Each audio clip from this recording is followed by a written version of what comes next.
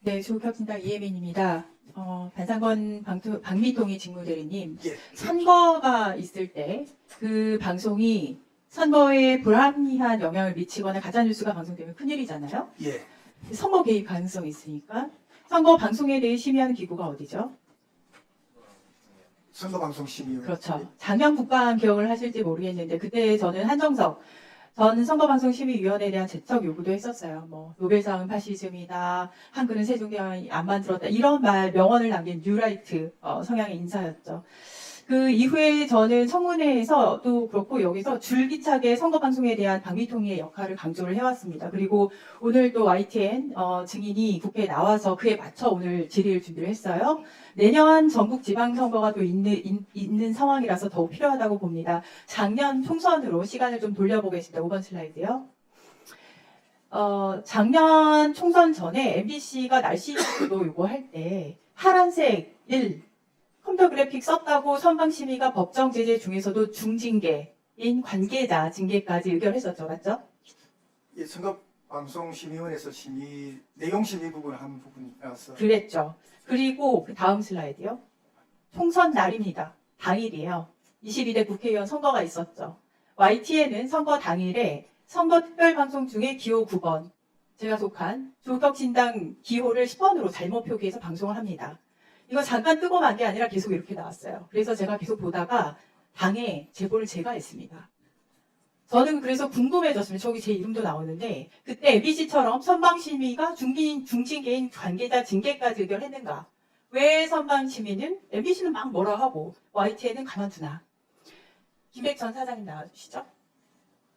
저는 불공정, 불균형 보도보다 허위 조작 보도가 더 악의적이라고 생각을 하는데 적당히 저는 김백 전 사장님 적당히 실수처럼 몇 개 내보내라고 지시하셨나요?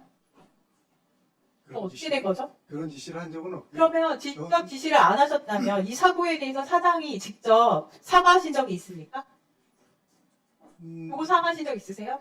뭐 대외적으로 사과. 그 당시에 뉴스 앵커들만 사과를 했습니다. 이거를 단순 오보 실수라고 받아들이기 참 어려운 이유는 바로 그 전후에서 김백 전 사장님의 행태 때문인데요. 하필이면 YTN이 매각된 직후, 김백 사장이 용산을 향해 납작 엎드린 직후, 저는 그때 그 사진 아주 인사하는 모습 인상적이었는데, 그리고 총선에 선거방송에서 진보 진영 조국혁신당 기호를 잘못 표기했죠.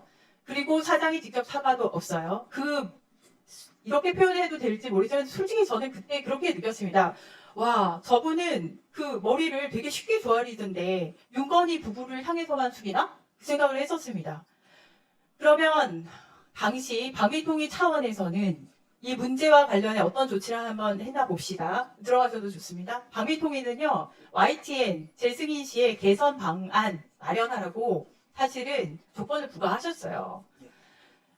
종합적인 개선 방안 마련해서 재승인 후 3개월 이내에 방위통위에 제출하고 이를 성실히 이행하라고 되어 있습니다. 그래서 의원실에서 YTN이 방위통위로 제출한 개선 방안을 제출하라고 했더니 7번 슬라이드예요. 뭐라고 답이 왔냐면은 요청하신 자료는 경영상 비밀 자료로 불가함을 깊이 양해해 주시기 바랍니다. 이런 답변이 왔어요. 저는 양해를 못 하겠습니다. 이거는 재발방지 대책을 마련해서 제출을 하랬더니 영업 비밀이래요.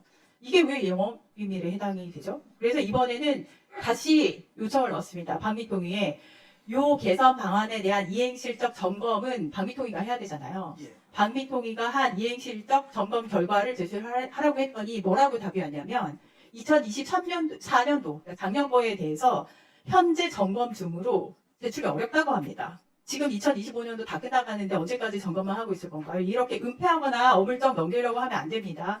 이런 식으로 방치하는 문화가 있으면 내년도 지방선거 YTN 선거방송 어떻게 국민이 믿겠어요? 저는 못 믿겠습니다.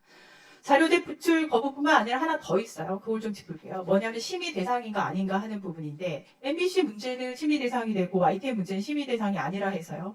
왜 심의 대상이 아닌가 물어봤어요. 그러니 과거 TV조선 케이스에 이길 방송부에서 진행자가 정정하는 내용을 방송하는 등 후속 조치를 취한 점을 감안하여 문제없음으로 결정된 사례가 있어서 유사심의 사례로 심의 안건에 안 올렸다. 진행자가 사과했으니까 심의 안건 안 올렸다는 논리인데요. 그러면 논리면 일관성이라도 있어야 되는 8번 슬라이드요. YTN이 2023년 흉기 난동 사건 관련해서 이동관 전 방통위원장 사진 배경에서 잘못 띄었을 때 사과 방송을 했습니다. 아까 방미통이 논리라면 심의 안건 안 올려야 되잖아요. 그렇죠? 그런데 요거 무려 5건의 방송 심의 규정 위반 적용해서 심의 안건에 올립니다. 방미통위는 좀 논리에 맞는 좀 일관성이 있는 행동을 해야 된다고 생각을 해요. 진구 대리님이 이거 YTN 재승인할 때도 지적하셨던 내용이랑 다 있어요. YTN이 자체적으로 종결시키면서 어떤 관계자가 몇 명이나 경고받았는지 사실 근데 지금 모르시잖아요. YTN이 징계 의결서를 제출하지 않고 있어서거든요. 그래서 어떤 몇 명의 관계자가 경고를 받았는지 우리는 지금 모릅니다. 그래서 꼬리 자르기만 해서 실무자만 처벌받았는지 안 됐는지 이것도 몰라요. 그래서 제가 요청하는 사항은 YTN이 제출한 하나 적으세요. 예. 재발 방지 대책, 예. 방미통의 이행 실적 점검 결과, 그리고 관계자 경고 처분한 징계 의결서 이거 확보해서 종감 전까지 의원실로 제출을 해주시기 바랍니다. 이걸 제가 요청을 드리는 이유는 올해까지 지금 해결이 안 되고 있고 이런 걸 깔끔하게 마무리 짓고 이렇게 넘어가지 않으면 내년도 지방선거 준비하는 데 있어서 방미통위가 준비 잘할 수 있는지 의문이 생기거든요. 그래서 자료 제출 확실하게 해주시고 YTN은 확실하게 협조를 해주시기 바랍니다. 네, 이상입니다. 위원장 좀 양해를 좀 구하면 현재 점검을 네, 하고 누구시죠? 있고 위원회가 구성되면 저희들이 위원회 최대한 빠르게 신속하게 보고하고 안 보여요. 그리고 위원님한테 가서 설명을 드리겠습니다. 네, 좋습니다. 예.